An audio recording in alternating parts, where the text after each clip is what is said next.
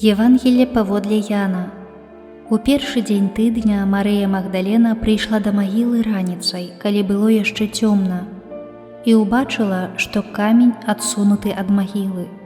Тады пабегла і прыйшла да Сымона Пятра і да другога вучня, якога любіў Езус, і сказала ім: «Забралі Пана з магілы, і не ведаем, дзе паклалі яго». Тады выйшаў Пётр і другі вучань і пайшлі да магілы. Пабеглі абодва разам.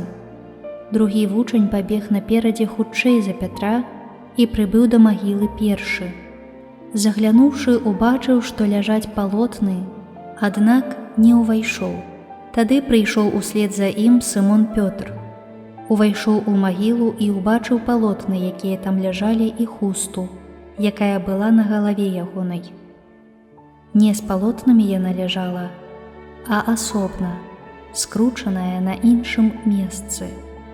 Тады увайшоў і другі вучань, што прыбег першы да магілы.